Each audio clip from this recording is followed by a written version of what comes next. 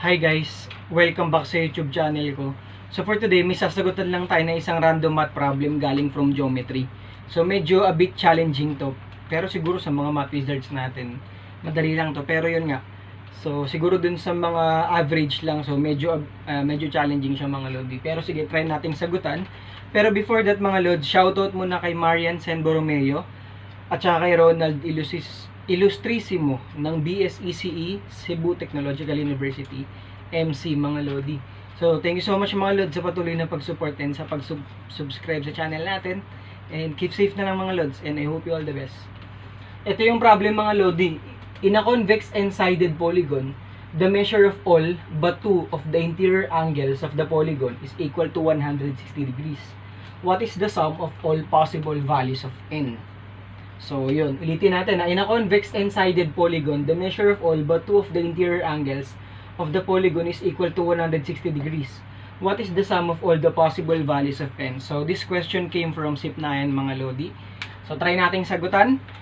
So, unang tanong mga lodi, ano ba yung formula ng sum ng interior angles ng isang polygon? So, ang formula ng interior angles, so yung sum ng interior angles, that is equal to 180 degrees multiplied by n minus 2. Or sige, kahit tanggalin na natin yung degrees, basta alam natin na yung final answer is in terms of degrees. So, n, number of sides, minus 2 times 180, that will be our sum ng interior angles natin. Okay? Analyze natin. The measure of all but 2. So, ibig sabihin, lahat daw ng angle natin, mga lodi, is 160 degrees maliban sa dalawang natitira. Okay? So, let's say, yung number of sides natin is n. So, yung sum nun, 180 times n minus 2.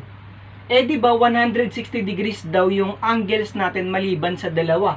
So, that means na kapag finormulate natin yung equation natin, this will become 160 multiplied by n minus 2. n minus 2 because two of the angles are not included. The measure of all but 2. Okay? Plus y is equal to 180 multiplied by n minus 2. Sir IJ, ano po yung y? Yung y natin mga lodi, this is the sum of the remaining two angles. Okay? Sum of the remaining two angles that we don't know, na hindi natin alam. Of the remaining two angles. Okay? So, ano na mangyari dyan sa equation natin? Ulitin natin. 160 multiplied by n minus 2. Two of the angles are not included. Plus y, which is the sum of the two remaining angles. And yung 180 times n minus 2, that is the general sum of the interior angles of a given polygon. Okay? So, let's solve this one, mga lodi. So, we have 160n minus 320 plus y is equal to 180n minus 360. So, this will now become, so this is 20n mga lods. Transpose, no? Although hindi ako gumagamit ng transpose, gusto ko using addition property of equality or subtraction property. So, yun. So, magiging y is equal to 20n, and then you add 320 to both sides, negative 360 plus 320, that is minus 40. What does it mean mga lodi? Ano ibig sabihin nito?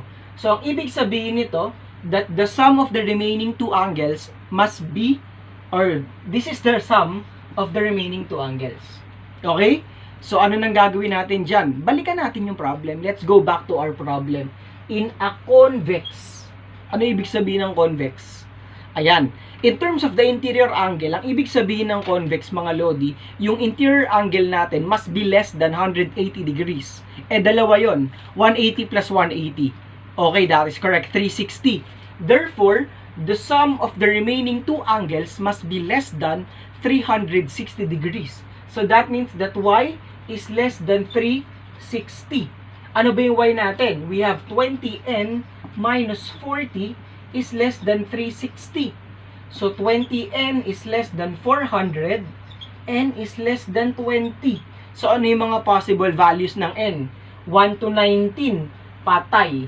Polygon yan. That is polygon. The minimum number of sides for a polygon must be 3, right? Therefore, the possible values of n are 3, 4, 5 until 19. And then, the required is what is the sum of all the possible values of n. So, we add 3 to 19. So, ano ba formula niyan?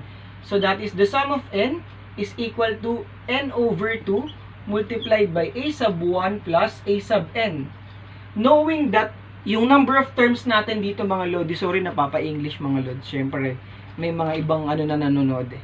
So yan, knowing that the number of terms here is not 19. So hindi siya 19 mga lodi, di ba? So the number of terms is 17. Ano yung quickest way?